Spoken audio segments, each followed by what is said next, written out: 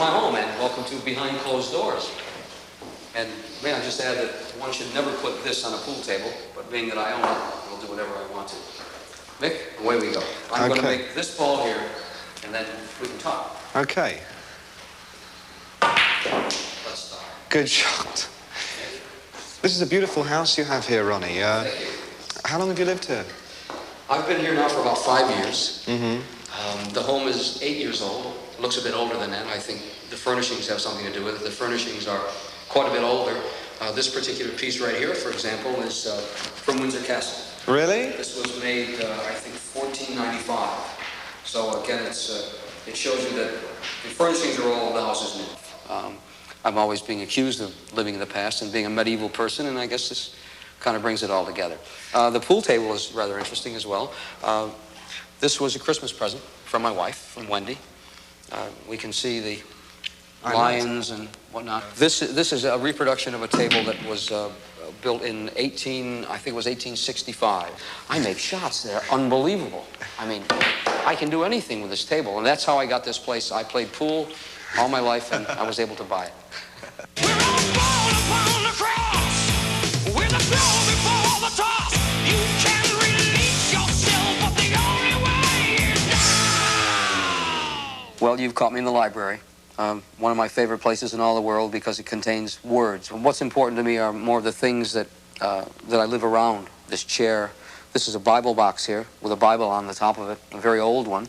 This is a place that I don't do any writing in. It's strictly a library. Most of my work is done in the dungeon. We don't come alone. We are fire. We are stone. With a hand that writes and quickly moves away. We'll know for the first time if we're evil or divine with a lasting life. Yeah, with a lasting life.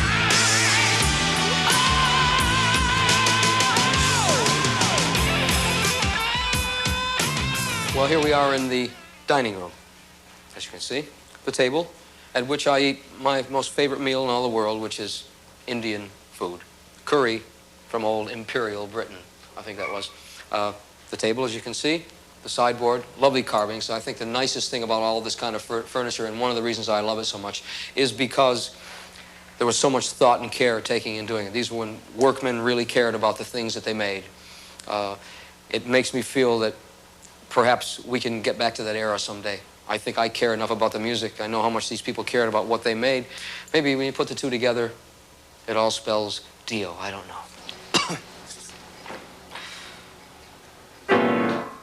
You know I don't play piano. I'm a singer. Let's go to the bar. It's my favorite place anyway. This looks like a well-used bar. I mean, obviously, you've had a lot of elbows resting on this at one time or another.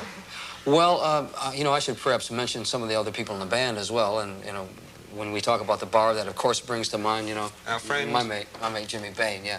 Now, Jimmy's not only a, you know, a great friend and a great musician, but he's a Scot as well. He's a good Scotsman. And he tested this bar for me before I bought it. He put the elbow here, leaned on it, and he said, I pronounce this bar fit to drink at. And so from that moment on, we've had a lot of parties here. As Ronnie said earlier, we're not big on big formal dinners or so on, but the bar is full of people most of the time.